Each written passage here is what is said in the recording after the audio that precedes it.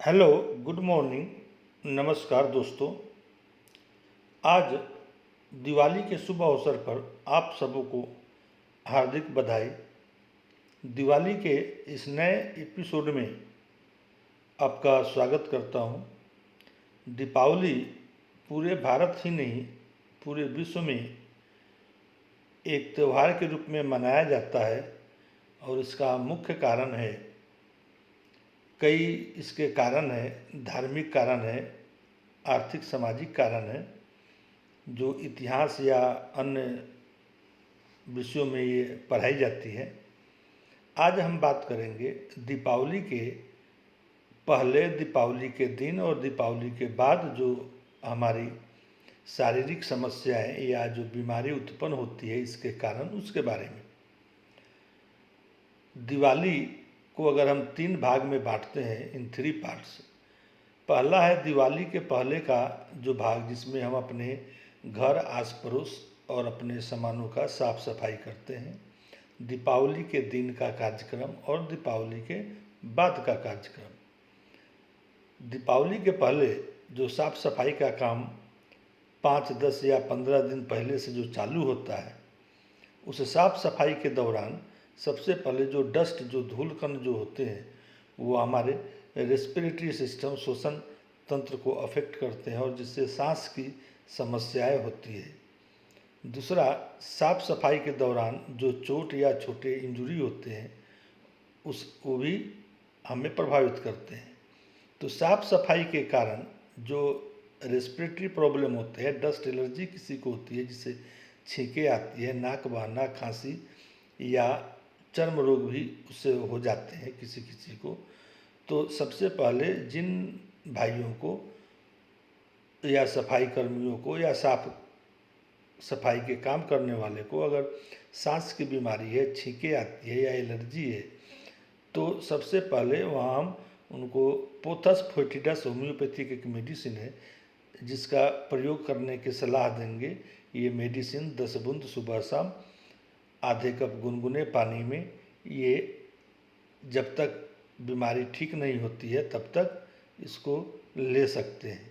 साफ सफाई के दौरान ज़्यादा काम करने के कारण थकान होती है, मस्कुलर पेन होता है, उसके लिए रस्टक्स और अर्निका 30 में 2 से 3 खुराक ले सकते हैं। ये मात्रा उनके आवश्यकता अनुसार बदल सकती है, जिससे साफ सफाई के दौरान होने वाली समस्याओं से या सांस की बीमारी जो है उससे हम बच सकते हैं। दिवाली के दिन कोई भी इंसान सबसे ज़्यादा अपने घरों में या काम करता है या जो दुकान में है या कहीं भी है, तो उसमें उस दिन सबसे ज़्यादा रात्रि के समय थकान महसूस होती है। तो थकान को कम करने के लिए अर्निका 30 की 2-3 खुराक जो है वो लेंगे, या 10 मिनट के अंतराल या आधे घंटे के अंतराल पर, तो रात में उन्हें अच्छी नींद आएगी।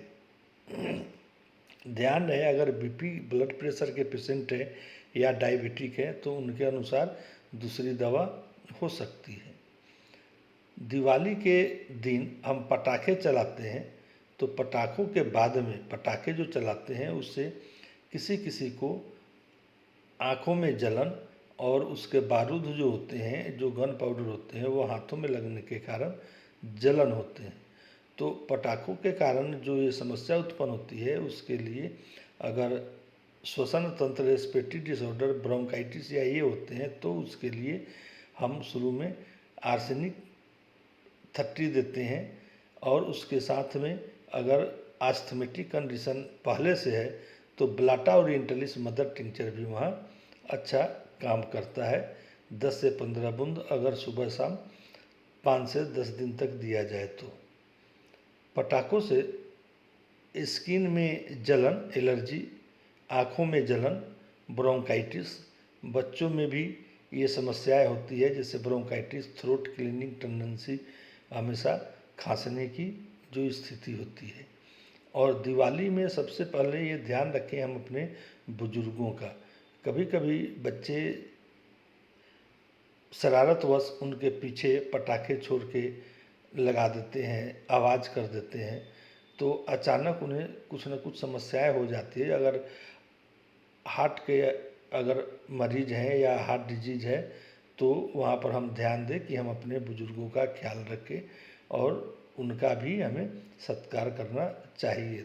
त्यौहार में हम सबके साथ त्यौहार मनाएं, हम ऐसा काम करें जिससे किसी को कोई समस्या न हो।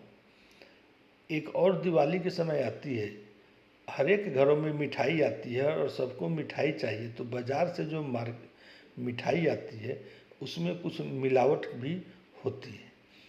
तो मिलावट या दूषित मिठाई या दिवाली के दिन जो पकवान घरों में लाते हैं खरीद के, नहीं बनाते हैं, तो उसके कारण भी हमारे स्वास्थ्य पर बुरा असर पड़ता है, जैसे अपच, न पड़ना, वोमिटिंग, पेट फूलना या एलर्जिक मैनिफेस्टेशन।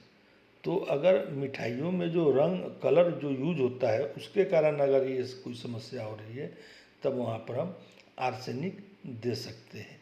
अगर ज़्यादा गैस बन रहा है, एसिडिटी हो रहा है, तब आयरिस वर्स मेडिसिन, लाइकोपोडियम, नक्स भूमिका एंड चाइना, इस 4 मेडिसिन का प्रयोग हम कर सकते हैं। लेकिन ध्यान रहे हर एक मेडिसिन का अलग अलग लक्षण होता है, लक्षण भेद के अनुसार हम ले सकते हैं।